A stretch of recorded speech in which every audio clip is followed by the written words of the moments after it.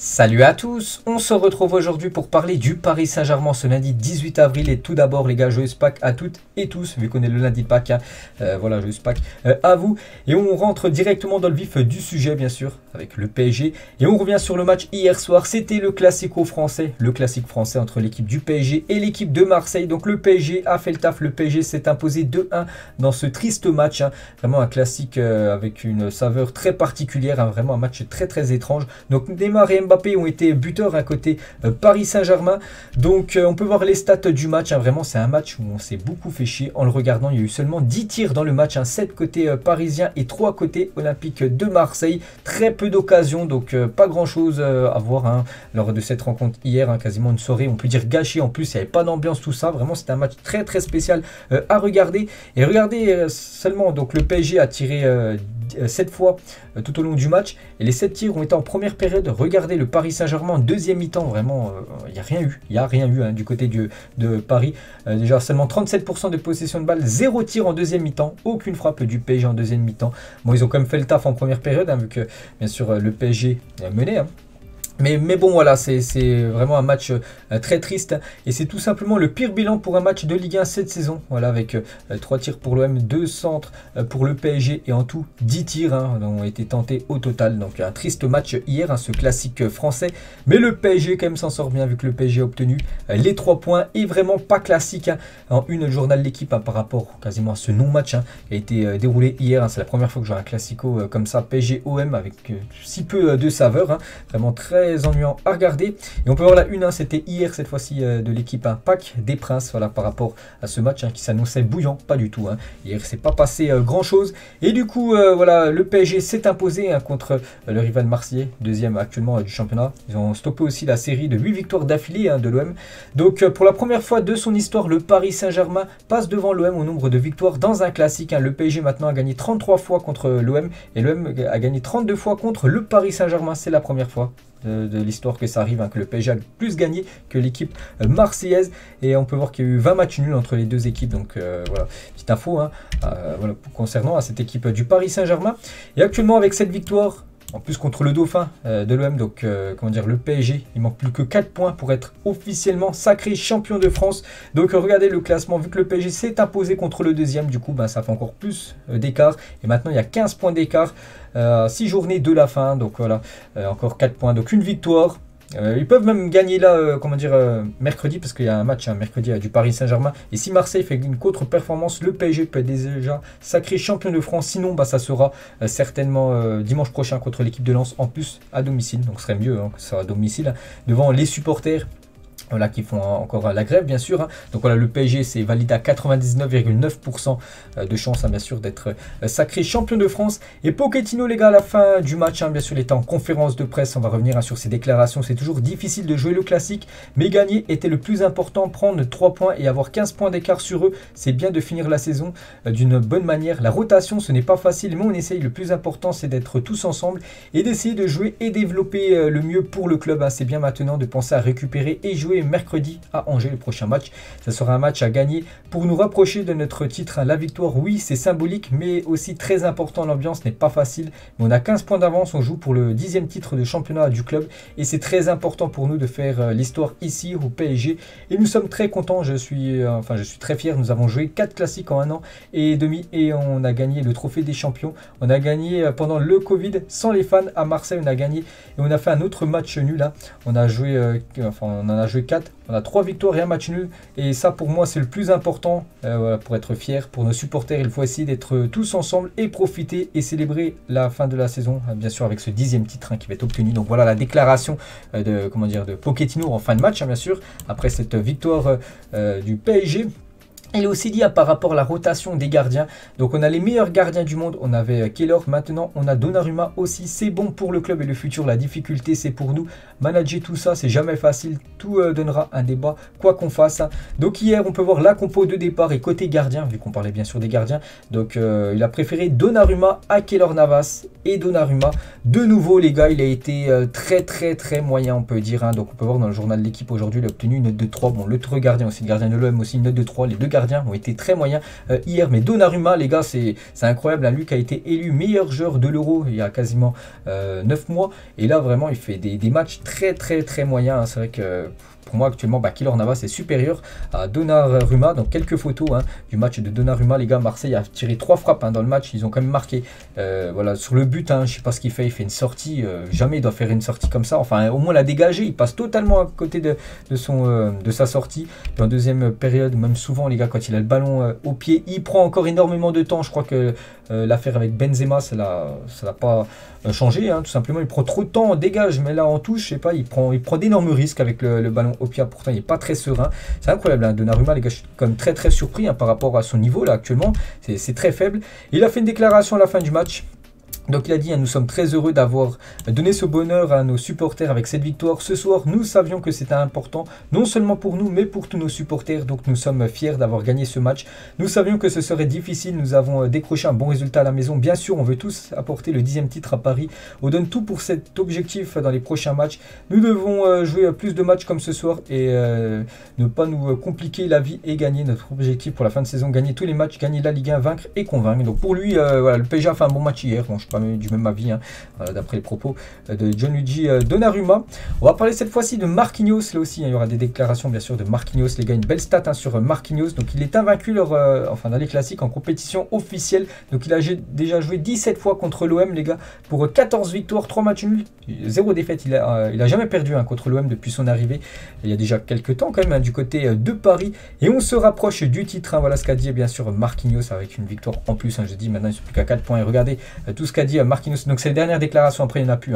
Donc c'était un match qui se jouait sur les détails, mais le plus important c'était vraiment de gagner. Si c'est avec du beau jeu et le contrôle du match, tant mieux. On a eu de bonnes phases, on a eu des phases difficiles, on a su bien défendre, on a su être costaud et profiter des occasions qu'on a eues. La victoire est là, c'est la clé.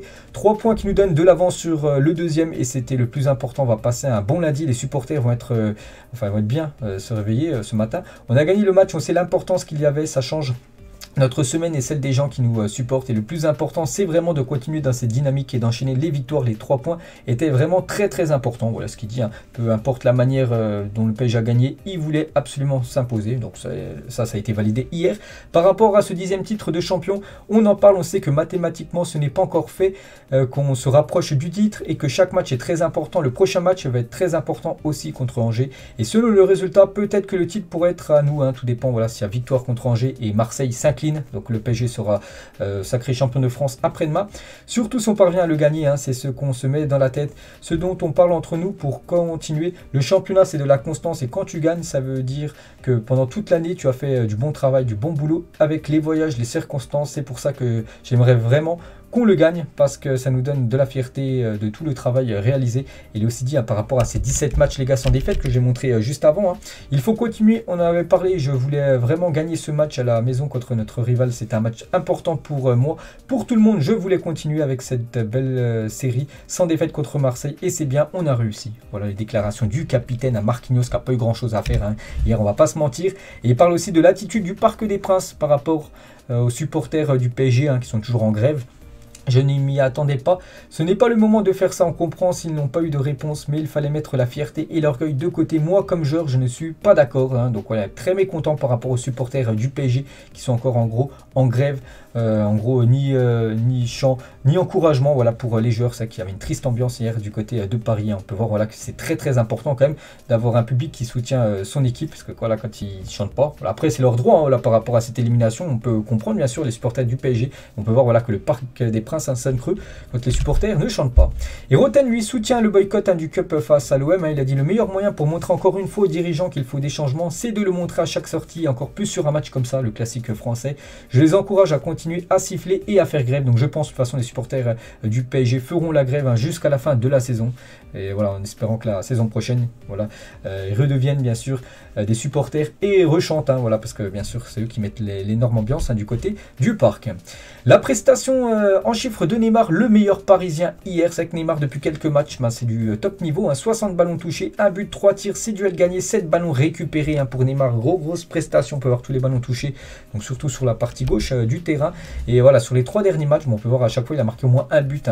Contre Clermont, il y a quelques jours, c'était un triplé et une passe D. Donc Neymar actuellement, c'est c'est très très bien. Donc il est impliqué dans 7 buts lors de ses 3 derniers matchs. Après on l'attendait, c'était surtout en Ligue des Champions, où là, il a déçu Neymar. Bon après, tant mieux, hein, c'est fini bien sûr. Vient la Ligue 1. Et avec 98 buts actuellement du côté de Paris, Neymar est désormais le 4e meilleur buteur étranger du PSG en compétition officielle à égalité avec Mustapha Daleb. Quelques autres photos voilà, du match de Neymar qui a marqué le premier but, qui a provoqué aussi le deuxième but du PSG, inscrit par Mbappé, un but inscrit sur penalty. Et quelques infos sur Mbappé les gars. Donc à chaque fois que Mbappé marque au Parc des Princes en Ligue 1, à chaque fois le PSG s'impose. 45 victoires en 45 matchs quand Kylian Mbappé a marqué au Parc des Princes. Donc le porte-bonheur du côté de Paris. Et avec son but, Mbappé toujours en leader du classement des meilleurs buteurs, 21 buts pour Kylian Mbappé, donc il devance toujours Terry, Wissam Ben Yedder, 2 buts derrière lui. Et Kylian, donc jeudi, a 21 buts en 29 matchs de Ligue 1, et on peut rajouter aussi 14 passes décisives. Il est aussi meilleur passeur du championnat français, Kylian. Je le répète les gars, n'oubliez pas qu'il n'y a jamais, c'est jamais arrivé dans l'histoire du championnat de Ligue 1 qu'un joueur termine meilleur buteur et meilleur passeur du championnat à la fin de la saison. Donc là il reste plus que 6 journées, et actuellement c'est Mbappé qui est premier aux 2 classements, donc ce serait bien sûr qu'il puisse y parvenir.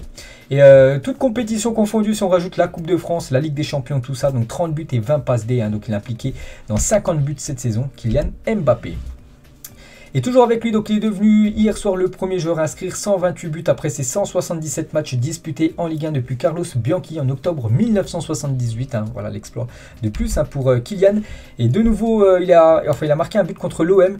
Et avec 7 buts chacun, Mbappé et Zlatan Ibrahimovic sont tout simplement les 2 meilleurs buteurs de l'histoire des classicos français. Voilà, ces 2 Parisiens. Avec aussi, on prend en compte aussi les joueurs de l'OM, ces 2 Parisiens en tête. Mbappé, Zlatan, 7 buts pour les 2. Et toujours avec Kylian, les gars. Donc hier c'était son 211e match avec l'équipe du PSG. Il rejoint la légende Pedro Miguel Poletta qu'on parlera tout à l'heure parce qu'il était présent hier au Parc des Princes, l'ancien attaquant portugais. Quelques autres photos bien sûr de Kylian. On va parler cette fois-ci de Marco Verratti, lui aussi un record pour lui parce que Verratti a joué hier de nouveau un classico. C'est déjà son 19e qu'il a participé avec 19 matchs disputés. Verratti devient le Parisien le plus capé lors des classiques. Félicitations à Marco Verratti. Voilà une petite photo, c'est Marco Verratti lors de l'avant-match. Léo Messi les gars, Léo Messi a marqué hier mais des buts hors jeu, donc je crois un but hors jeu, peut-être même un deuxième. Je me souviens plus exactement, où il avait fait une passe D pour Mbappé qui avait marqué après un but hors jeu, donc dommage, il aurait pu être buteur plus passeur D, et du coup c'est rien, il n'a pas été décisif Léo Messi. Bon, ça arrive bien sûr pour le joueur argentin. Une victoire difficile pour le classique. Merci à tous nos supporters. Danilo Pereira qui a mis ça sur son compte Twitter. Le milieu portugais toujours régulier. Ouais. Hier, il a fait un match correct. Sergio Ramos qui a joué les 5 dernières minutes. Dommage, j'aurais voulu le voir jouer un peu plus de temps. J'espère contre Angers, il aura du temps. J'espère le voir même commencer titulaire, Sergio Ramos. Et que Pochettino prenne le risque. Là, voilà, le PSG est quasiment sacré champion. Qui joue avec cette défense à 3. Kimpembe, Marquinhos et Sergio Ramos. Avec après, Hakimi et Nuno Mendes sur le côté gauche. J'aimerais voir ça contre Angers, donner un peu de temps de jeu à Sergio Ramos. Là il est apte à jouer, il n'est pas blessé, donc surtout qu'il va rester au PSG la saison prochaine, donc il faut le faire jouer. Il a dit, on prend le classique, victoire importante qui nous laisse pas du but, le classique est à nous, victoire importante qui nous laisse, bon en gros c'était la double traduction, c'est vrai que c'était traduction en espagnol et en anglais. Voilà, donc une petite photo de Sergio Ramos qui a joué les 5 dernières minutes du match, une photo aussi de Achraf Hakimi. On peut voir les notes aujourd'hui dans l'équipe, Marseille côté aussi PSG, donc Donnarumma la note de 3, la plus petite note, c'est vrai que Donnarumma, je l'ai dit, c'est incroyable ce qui se passe actuellement avec sa situation. On peut voir par exemple Nuno Mendes une note de 6, Neymar 6 ou Mbappé 4, c'est vrai qu'Mbappé malgré son but, ça n'a pas été non plus un grand Kylian. Du monde présent au Parc des Princes hier soir, regardez toutes ces anciennes légendes du côté de Paris. On peut voir Bernard Mendy, on peut voir Poletta, Luis Fernandez, même Blaise Matuidi les gars, voilà le retour de Matuidi au Parc des Princes. Une photo avec Kimpembe et une photo aussi avec le président, bien sûr, Nasser. On peut voir aussi que Miguel Poletta était bien présent, l'ancien attaquant portugais qui a marqué de nombreux buts contre plein d'équipes en Ligue 1, mais dont l'équipe de Marseille. Donc il était présent les gars, la légende portugaise. Il était accompagné avec Katoto, donc la meilleure buteuse de l'équipe féminine. Donc les deux ont fait le coup d'envoi fictif, bien sûr l'avant-match. On peut voir Katoto 132 bien sûr, 132 buts du côté du Paris Saint-Germain. féminin bien sûr. Et le président Nasser avec, donc je vous ai dit, Katoto et Pauletta, les gars, honorés à la fin du match. Thierry Henry, consultant sur Amazon Prime, il a dit un match soporifique hein, sur le terrain, dans la tribune, les Marseillais, je ne sais pas quelle était l'intention. Je pense que le match de jeudi a pesé dans les jambes marseillaises. Paris n'a pas emballé le match non plus, le match ne restera pas dans les annales, ça a été un non-match. On valide à 100% ce que dit Thierry Henry. Il a aussi dit, hein, j'ai failli m'endormir déjà, il n'y a pas d'ambiance de le stade, les actions n'étaient pas terribles, on a vu 2 erreurs des gardiens, c'est pour ça qu'ils ont obtenu des très petites notes. Cette jeune fille a croisé les joueurs du PSG dans l'ascenseur de son hôtel juste avant le PSG OM. Donc voilà, l'ascenseur bondé de joueurs du PSG et cette jeune femme, enfin fan, donc elle a pu voir toutes ses idoles. Hein. Bon, après je sais pas si c'est une fan de foot, mais bon, elle a pris bien sûr un selfie. On peut voir Léo Messi, on peut voir Kylian Mbappé hein, à droite aussi surpris. Voilà, on peut voir Marquinhos tout à gauche en train de rigoler. Du coup, le classique c'est validé. Donc voilà le programme du PSG pour cette fin de saison. Donc là, mercredi, c'est après-demain. Le PSG se déplace du côté de Angers. Peut-être le match du titre. Hein, tout dépend de Marseille ce qu'ils vont faire. Moi, je préférais voilà, que Marseille gagne et que le PSG gagne. Et que le PSG gagne de nouveau contre le Lens, hein, le prochain match, le 23, donc dimanche prochain. Et que là, ça soit le titre fêté au Parc des Princes devant les supporters. Hein. Donc voilà, ce serait mieux que valider ce titre bien sûr du côté de Angers. Donc après ce sera un déplacement compliqué hein, du côté de Strasbourg. Peut-être le PSG sera déjà sacré champion de France. Donc il y aura aussi 3 Montpellier et Metz hein, sur la route du PSG jusqu'à cette fin de saison prévue le 21 mai. Donc on est le 18 là dans un mois. Et 3 jours, ce sera la fin de cette saison.